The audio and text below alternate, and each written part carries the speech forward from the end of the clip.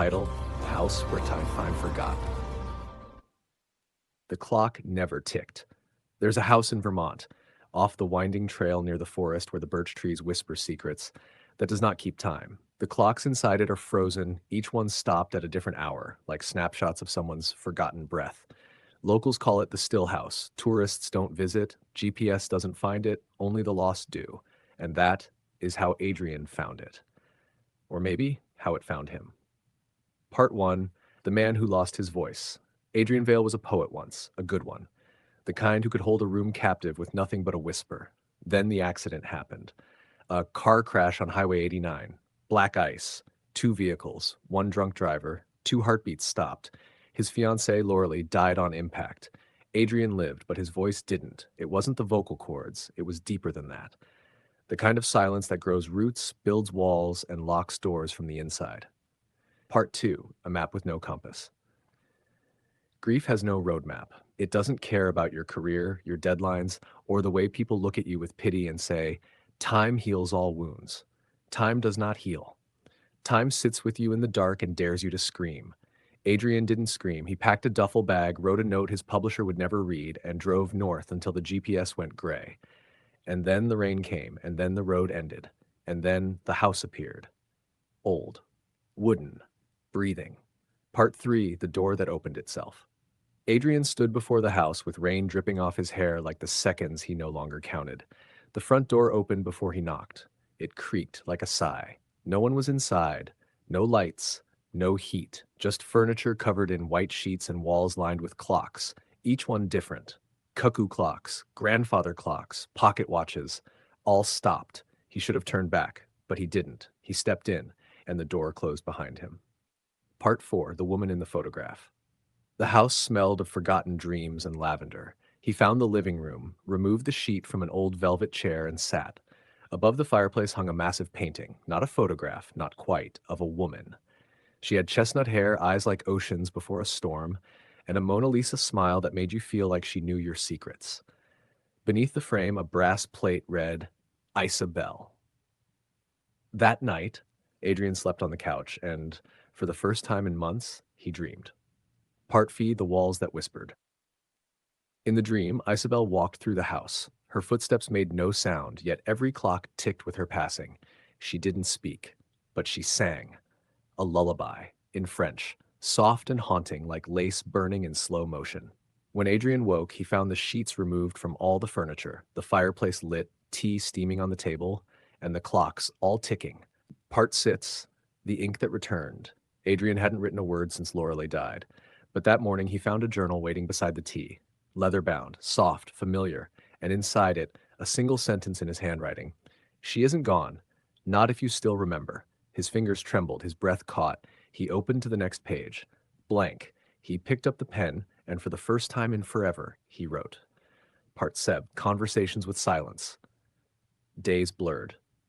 He didn't question how the fridge stayed full, or how the sheets changed themselves, or why Isabel smiled differently every day in the painting. She changed. Some days, she wore her hair up.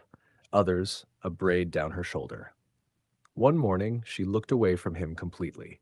Each shift felt intentional. Each night, he dreamed of her walking, and each morning, he wrote. Part 8: The Letter in the Piano. It was the 7th day when Adrian found the piano. Tucked in the parlor room, buried under 2 sheets and time itself. He removed the cloth, revealing ivory keys aged with stories. Inside, in the music stand, was a letter. Old. Handwritten.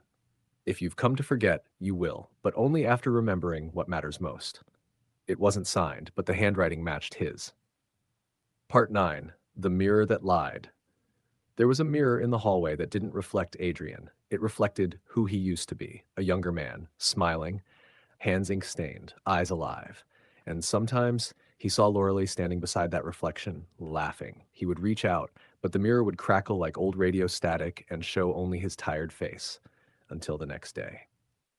Part X: When Grief Becomes a Ghost. Adrian came to realize that the house wasn't haunted by spirits. It was haunted by memory, by emotion, the kind that lives under the floorboards and hides in the creaks. He wasn't alone. Not because someone was there, but because something still was. Part Teams: The Portrait That Breathed. On the 14th morning, the painting of Isabel blinked. Adrian dropped his tea. She didn't move again, but she had blinked. And that night, in his dreams, she spoke, just once. Her voice was wind through stained glass. You're not here to forget her, you're here to remember you. Part Swoo, the story he didn't know he knew. The next morning, Adrian tore through the house, room to room, writing walls, napkins, pages, windows, poems. Not about Loralee, not about Isabel, but about himself, his childhood, the time his father taught him to whistle, the notebook his mother gave him at 8, the story he was too scared to write. Part 30, the house that gave back. On the 21st day, the clock stopped again. But this time, not in silence. They stopped as the wind chimes sang and sunlight poured in through the attic skylight, dust dancing like galaxies. Adrian knew. It was time. He packed his bag, he left the journal behind, and as he stepped outside, he looked back. The house was gone. Birch trees and fog. Epilogue, the book on the shelf. 3 years later, at a small bookstore in Manhattan, a woman picked up a book with a navy blue cover. It was called The House Where Time Forgot by Adrian Vale. Inside the jacket was a photo of him, smiling, whole. On the dedication page, 4 words, to Loralee and Isabel. The woman looked around. No clerk, no receipt. She brought it home anyway. And that night, she dreamed of clocks and music and a woman in a portrait who never blinked again. The wind that carried her name. The night had a different scent. Adrian noticed it the moment he opened the cracked attic window. The air didn't smell like old wood or mothballs anymore. It smelled like lavender and ink. Something was shifting. The painting of Isabel had vanished. Not just changed, not just moved. Gone. In its place, above the fireplace, hung a blank canvas, stretched tight, clean, white as snowfall under a moonlit sky.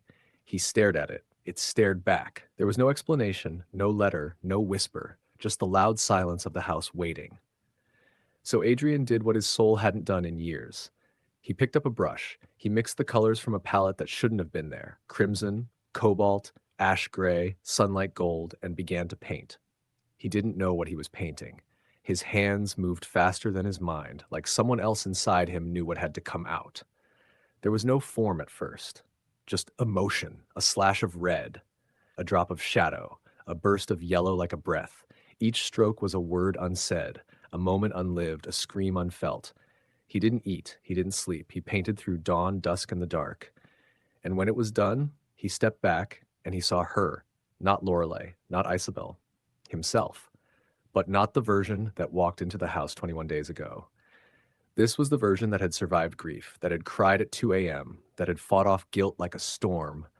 It was a portrait of rebirth. XV, the echo beneath the floorboards. That night, Adrian didn't dream, not of Isabel, not of Loralee, not of pain. Instead, he dreamed of a sound, a deep, pulsing sound beneath the floorboards, like a heartbeat trapped in oak. Thump, thump, thump.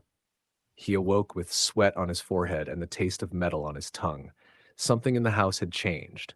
He went to the hallway, the one where the mirror had always lied. Only now, the mirror was honest.